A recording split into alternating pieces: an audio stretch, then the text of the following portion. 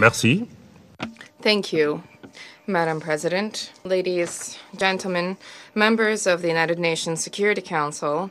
a kelen kɔfɛ ka foli kɛrɛnkɛrɛnnen bila ka taa uni jɛkulu ma u ka wuli ka jɔ ni cɛsiri la walasa bɛn ani basigi kana mali jamana kɔnɔna la a ye hakililajigi kɛ o senfɛ k'a fɔ ko mali jamana ɲɛsinin no gɛlɛya camanw de ma ni waati laban nunu na kabiri libi kɛlɛ daminɛna min kɛra sababu ye ka mali dugukolo sigiyɔrɔma 3 sigiyɔrɔma 2 ɲɔgɔn tila mali jamana la Diop y'a lase ko laɲini minnu ni olu tun bɛ senna caman ma se ka sira sɔrɔ i n'a fɔ mali jamanadenw tun y'a laɲini cogo min na o de kama ko mali jamanadenw y'a laɲini ka se k'u dakan minɛ u bolo fila la walasa gɛlɛya minnu bɛ jamana kɔnɔ k'u wuli ka bɔ yen min dɔ bɛ ka kɛ mali finitigiw n'o ye faamaw ye ka wuli ka jɔw ye ni walasa ka se ka jihadi kɛlɛ kosɛbɛ ka bɔ mali jamana kɔnɔ min daminɛna kabiri desanburu kalo san 2021 ka fara o kan fɛn min ye politiki ko lakana ko da dumuni ko ani jamana yɛrɛ taabolo ye camanba de bɛ ka bɔ o gɛlɛyaw la fo ka taa se karo gɛlɛya ani lagosi walew ma minnu tun bɛ ka ta ka dugudenw sɛgɛrɛ jamana camancɛ yan fan fɛ a y'a lase o senfɛ fɛnɛ k'a fɔ ko laɲiniw bɛɛ lajɛlen bɛ senna walasa lakana o bɛ se ka sabati mali jamana fan bɛɛ sango faransi finitigiw ka kɛlɛbolo n'olu wulila ka bɔ jamana kɔnɔ n'o ye u ka force tasi ani force takuba ye Abdoulaye Diop y'a yira k'a fɔ ko hali bi mali jamana sinsinnen do a kan ko kuma ɲɔgɔnyaw bɛn gafe la waliyali ka fara jamanadenw ka bɛn kan min bɛ wele ko réconciliation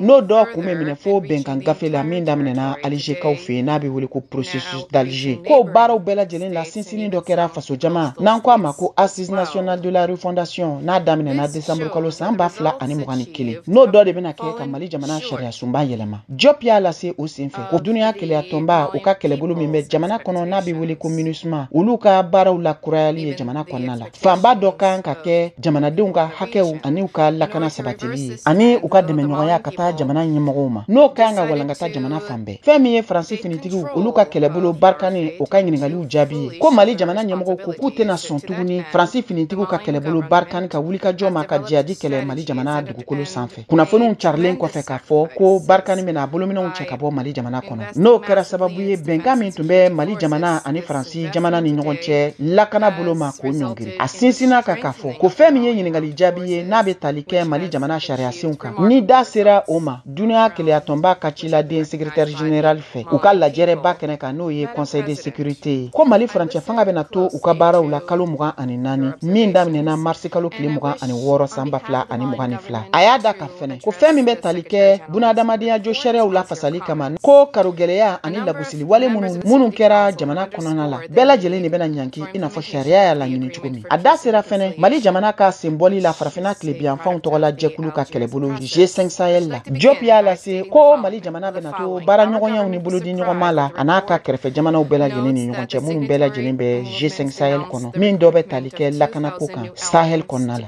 I pay tribute to the memory of all victims of this crisis, particularly the blue helmets who have lost their lives in recent days,